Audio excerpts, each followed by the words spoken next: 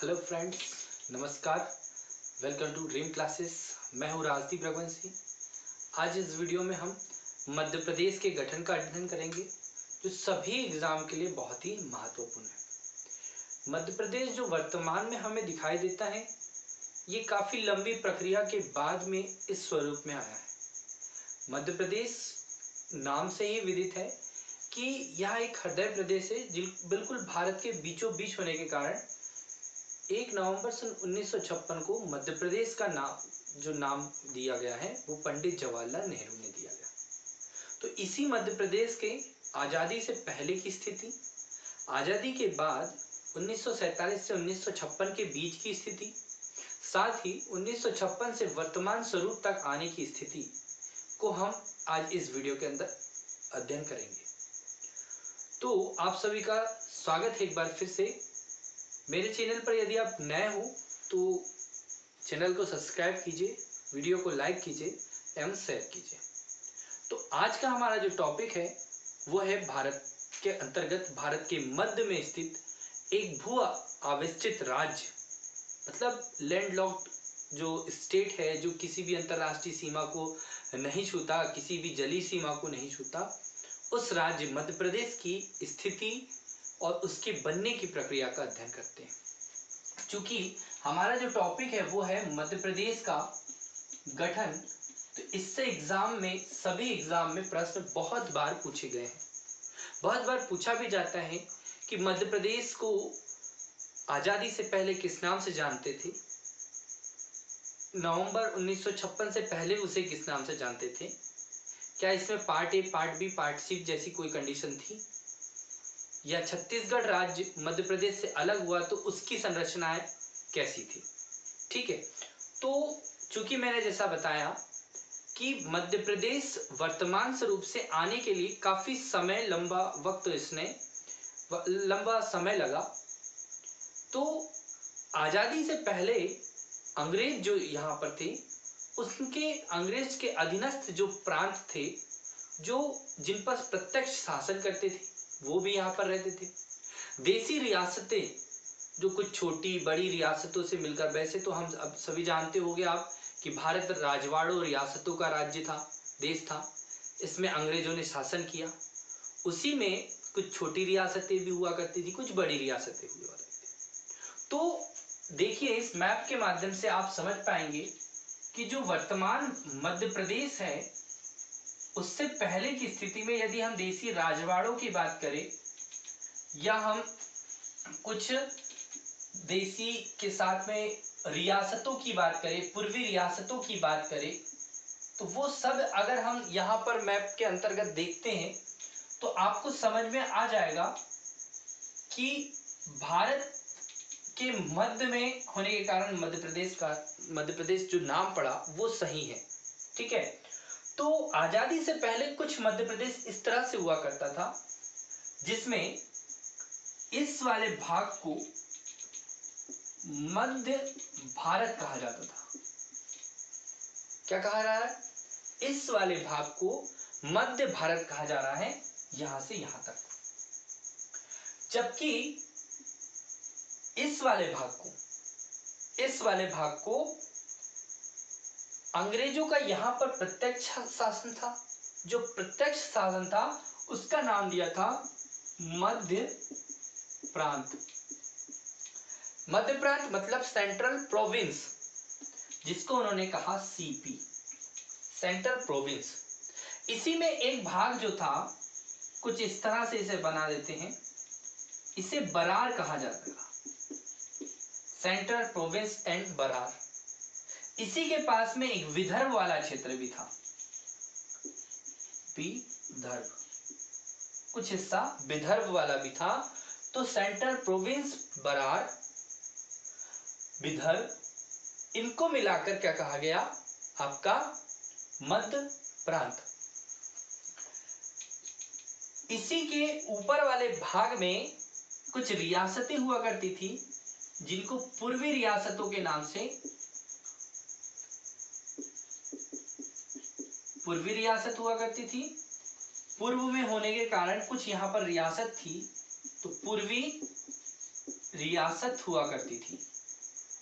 ठीक है, पूर्वी रियासत, इस वाले प्रांत पर अंग्रेजों का प्रत्यक्ष शासन था। किस वाले प्रांत पर? इस वाले प्रांत पर। इस पर छोटे छोटे राजा महाराजा हुआ करते थे, जिसको हम कह सकते हैं पूर्वी रियासत। ये भाग भी मध्य भारत का ही भाग था। ये वाले भारत में पश्चिमी रियासत हुआ करती, क्योंकि ये पश्चिम में होने के कारण यहाँ की रियासतों को हम कह सकते हैं पश्चिम रियासत। और ये पश्चिम रियासत जो थी बड़ी हुआ करती थी। बड़ी रियासत, बड़ी रियासत मतलब बड़े राजा महाराजा, जो बड़े लोग जैसे कि होलकर हैं, सिंधिया है, देवास के जो भी रियासत हुआ करती थी उनके बारे में बात कर रहे हैं। तो पश्चिमी रियासत यानी कि ये भी भाग जो है मध्य भारत का है।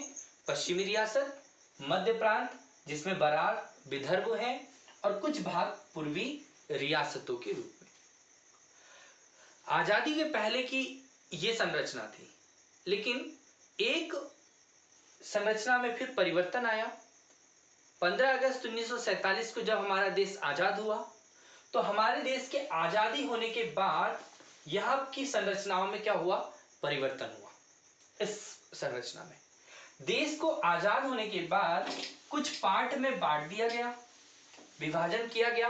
वो पार्ट कैसे थे?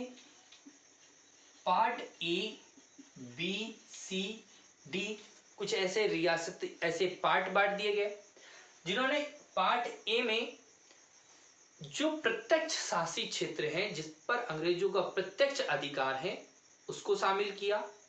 वहीं पर पार्ट बी में बड़ी रियासतों को शामिल किया, पार्ट सी में छोटी रियासतों को शामिल किया, और पार्ट डी में कुछ द्वीपीय क्षेत्रों को इसमें शामिल किया गया।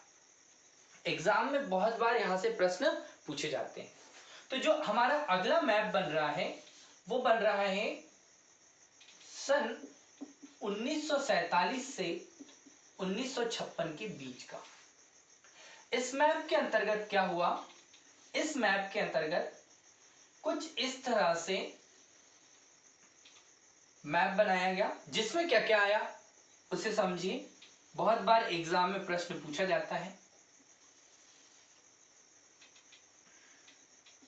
आपसे यहां से प्रश्न पूछा जाएगा कि पार्ट ए में किसे शामिल किया गया, पार्ट बी कौन बना, पार्ट सी क्या था।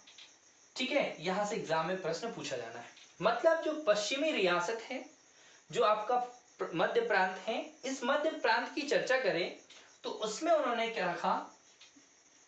पार्ट ए नाम रखा। किसका?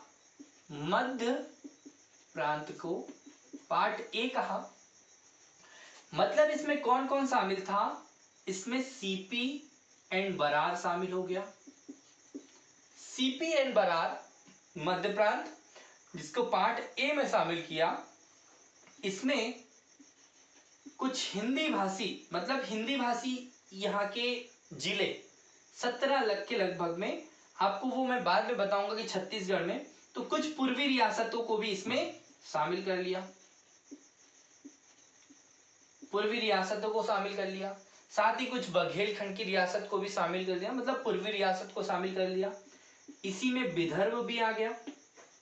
ठीक है, तो इन सभी क्षेत्रों को मिलाकर, यहां पर जो पूर्वी रियासत थी, इन सभी को मिलाकर मध्य प्रांत बनाया गया। इसकी राजधानी जो है नागपुर बनाई गई। तो पार्ट ए की राजधानी यदि आपसे पूछे तो आपको बताना है कि पार्ट ए की राजधानी नागपुर बनाई गई। साथ में इसके राज्यपाल और मुख्यमंत्री का भी यहाँ पर एक मंत्रिमंडल का गठन किया गया, विधानमंडल बनाया गया। तो उसमें जो सीएम बनाए गए, पहले सीएम किसके? मध्य प्रांत के कह सकते हैं सीएम पंडित रविशंकर शुक्ल को यहाँ का सीएम बनाया गया। और जो राज्यपाल जो था यहाँ पर, पहले राज्यपाल ई राघवेंद्र यहाँ के पहले राज्यपाल बनाए गए। तो दोस्तों यहाँ से क्या क्या पूछा जाएगा? यहाँ से पूछा जाएगा कि ये वाले भाग में कौन कौन शामिल है। तो मध्य प्रांत जो था उसे पार्ट ए में शामिल किया। और ये मध्य प्रांत की राजधानी नागपुर को बनाई गई। इसमें सीपीएन बड़ा, सेंट्रल प्रोविंस एंड बरार, पूर्वी रियासत विदर्भ को शामिल किया गया। अब हम बात पार्ट बी की करते हैं। पार्ट बी जो है इसे मध्य भारत कहा गया। ठीक है, मतलब मध्य भारत को पार्ट बी में शामिल किया गया। इस मध्य भारत को पार्ट बी में शामिल किया गया और इसमें बड़ी रियासतों को शामिल किया गया। बड़ी रियासत मतलब पार्ट बी में पश्चिम की बड़ी रियासतों को शामिल किया गया। इससे बड़ी रियासत में जैसे नाम लेते तो यहां पर नाम आ रहा है इंदौर एक बड़ी रियासत है, ग्वालियर यहां पर बड़ी रियासत है, क्योंकि आप सभी जानते हैं कि ग्वालियर में सिंधिया और इंदौर में होलकर वंश का शासन हुआ करता था। तो ये मध्य भारत है, इस मध्य भारत को पार्ट बी में शामिल किया गया। तो आपसे एग्जाम में प्रश्न होगा कि मध्य भारत को किस में शामिल किया? मध्य भारत को पार्ट बी में शामिल किया गया। इस मध्य भारत में क्या शामिल था? मतलब पार्ट बी में पश्चिम की बड़ी रियासत, जिसमें इंदौर, ग्वालियर, देवास की जूनियर परमार जो वहां की रियासत हुआ करती थी, उसमें जूनियर परमार, सीनियर परमार, सीतामऊ, मंदसौर, ऐसी बड़ी बड़ी रियासतें, लगभग जिसकी संख्या अगर हम देखें तो 25 बड़ी रियासतों को इसमें शामिल किया। जो इसकी बड़ी रियासत थी तो इसे राजधानी भी बनाना था, तो लगभग 6.5 माह के लिए ग्वालियर और 5.5 माह के लिए यहां पर राजधानी के रूप में इंदौर को बनाया। दोस्तों याद रखिएगा, किसी किताब में या फिर आपको कहीं पर वीडियो में भी 6 माह के लिए इंदौर और ग्वालियर की राजधानी के रूप में बताया गया है।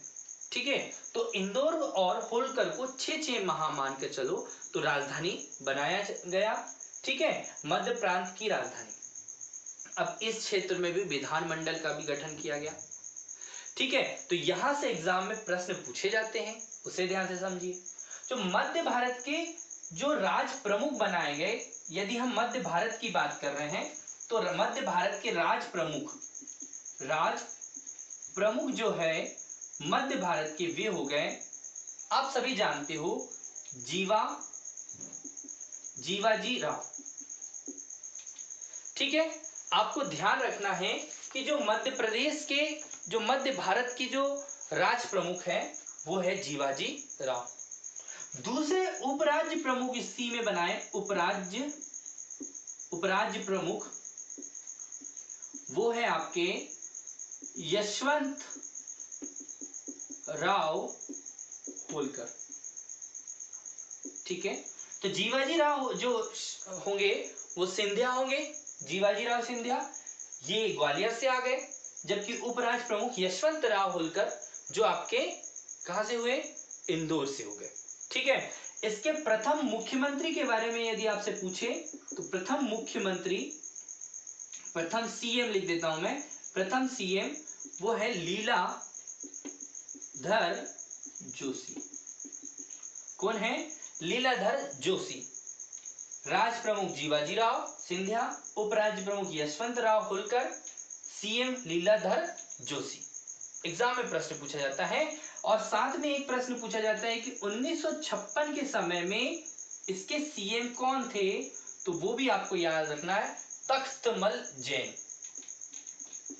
तख्तमल जैन जो है वो 1956 के दौरान इस मध्य भारत के सीएम रहे। तो आपको मैंने बहुत अच्छे से पार्ट ए पार्ट बी बताया। अब चलिए पार्ट सी के बारे में चर्चा कर लेते हैं। पार्ट सी जो है वो पार्ट सी पूर्वी रियासत, कौन सी रियासत? पूर्वी रियासत। पार्ट सी जो है वो पूर्वी रियासतों कह सकते हैं, रियासतों को मिलाकर बनाया। इसमें लगभग 38 रियासत थी। कितनी? 38 रियासत, जबकि इसमें 25 रियासत। साथ ही आप इसकी भी बात करें तो इसमें 15 के लगभग में रियासत हुआ करती थी, छोटी रियासत 15 के लगभग में मध्य प्रांत में थी। 38 रियासतों को मिलाकर, पूर्वी रियासतों को मिलाकर पार्ट सी का गठन किया गया, जिसे विंध्य प्रांत कहा गया। क्या कहा गया? विंध्य प्रांत। ठीक है, क्या कहा गया? विंध्य प्रांत किया गया। इसमें कौन कौन सी रियासत थी? तो इसमें बुंदेलखंड एवं बघेलखंड कौन कौन शामिल हो रही है? बुंदेलखंड एवं बघेलखंड को इसमें शामिल किया गया। तो ये ध्यान रखना है, पार्ट सी पूर्वी रियासत विंध्य प्रांत, और इसकी राजधानी यदि पूछी जाती है तो राजधानी से प्रश्न आएगा और आपको बताना है कि इसकी राजधानी रीवा है। ठीक है, तो आपसे यहां से प्रश्न बनना है और कई बार प्रश्न पूछा जाता है। ठीक है, तो पार्ट सी पूर्वी रियासत, राजधानी रीवा, किससे किसके मिलकर बना है? तो बुंदेलखंड और बघेलखंड को मिलाकर इसकी राजधानी बनाई, मतलब इसे बनाया गया। अब क्या होता है कि यहां पर प्रश्न होता है कि क्या इसमें दो प्रमुख आए, इसमें सीएम बने, एक में कामता प्रसाद बने और दूसरे में आपके बहुत बार आपसे प्रश्न पूछा जाता है कि क्या है, तो एक आपको याद रखना है कि बुंदेलखंड और बघेलखंड में प्रश्न होगा। तो जो अवधेश प्रताप है आपके, वो उनके नेतृत्व में बघेलखंड में मंत्रिमंडल का गठन किया गया। किसके? अवधेश प्रताप के। अवधेश प्रताप किसके बने? बघेलखंड के बने। वहीं पर बुंदेलखंड के कामता प्रसाद जो है वे सीएम बने, याद रखना। और राज प्रमुख में मार्तंड देव सिंह को विंध्य प्रांत का राज प्रमुख बनाया गया। ठीक है, प्रश्न 3 होंगे। एक होगा बुंदेलखंड के सीएम कौन बने? कामता प्रसाद। वहीं पर बघेलखंड के सीएम कौन बने? ये बने आपके अवधेश प्रताप सिंह, और राज प्रमुख के रूप में आपके मार्तंड देव सिंह इसके राज प्रमुख थे। अब इसी के साथ में हम पार्ट सी का भी एक छोटा सा भाग और है, जिसे हम भोपाल के नाम से जानते हैं। किसके नाम से? भोपाल। इसको हम कह रहे हैं part C. Part C Bhopal. जो भोपाल रियासत थी, भोपाल रियासत जिसके नवाब जो थे हमीदुल्ला नवाब थे, भोपाल रियासत, इसे भी पार्ट सी में शामिल किया गया। ठीक है, क्योंकि ये बाद में शामिल की गई इसलिए इसे अलग मैप में दिखाया है। तो पार्ट सी में इसे शामिल किया गया और इसकी राजधानी किसे बनाया? तो इसकी जो कैपिटल बनाई वो भोपाल को ही इसकी राजधानी बनाई। क्योंकि इस दौरान सीहोर डिस्ट्रिक्ट का एक क्षेत्र था। कौन? सीहोर तहसील कह सकते हैं, सीहोर की एक तहसील के रूप में भी भोपाल को जाना जाता था, मतलब एक छोटा सा क्षेत्र था। तब वहां क्या था? भोपाल क्षेत्र बना, मतलब भोपाल को पार्ट सी में शामिल किया। इसके राज प्रमुख कहने के आपको मैंने बताया कि नवाब हमीदुल्ला इसके राज प्रमुख थे, नवाबों का शहर था। इसी के बाद इसके जो सीएम बनाए वो आपको याद होगा हमारे राष्ट्रपति के रूप में भी बने, शंकर दयाल शर्मा। तो यहां से प्रश्न पूछा जाता है डॉक्टर शंकर दयाल शर्मा कहां से बिलोंग करते हैं, कहां से हैं? तो आपको बताना है कि वह आपके भोपाल से हैं और भोपाल के पहले सीएम बने। तो ये स्थिति कब तक की थी? 1 नवंबर सन 1956 तक के ये स्थिति आपके मध्य प्रदेश को की देखने को मिली। क्योंकि इसी में छत्तीसगढ़ राज्य भी है, शामिल है, इसी में छत्तीसगढ़ राज्य भी है, इसी में पार्ट सी वाला जो भाग है, इसी में मराठी भाषी जिले भी इसी में आ रहे हैं। आपके सुनेल टप्पा और वाले क्षेत्र जो है इसी में शामिल है। तो ये आपसे एग्जाम में प्रश्न पूछा जाएगा। तो इस वीडियो में हमने मध्य प्रदेश के अंतर्गत वर्ष 1947 से पहले के मध्य प्रदेश को देखा, साथ ही अगला 1947 से 1956 के बीच के मध्य प्रदेश को देखा। इससे एग्जाम में प्रश्न पूछे जाते हैं। तो अगला जो हमारा वीडियो होगा, उस वीडियो में हम मध्य प्रदेश के राज्य पुनर्गठन, मतलब मध्य प्रदेश का गठन कैसे हुआ, पुनर्गठन कैसे हुआ, उसको हम पढ़ेंगे। तब तक के लिए नमस्कार। हमारे वीडियो को लाइक कीजिए, शेयर कीजिए, कमेंट कीजिए। यदि आप YouTube चैनल पर नए हो तो हमारे YouTube चैनल को सब्सक्राइब जरूर कीजिएगा। Thank you.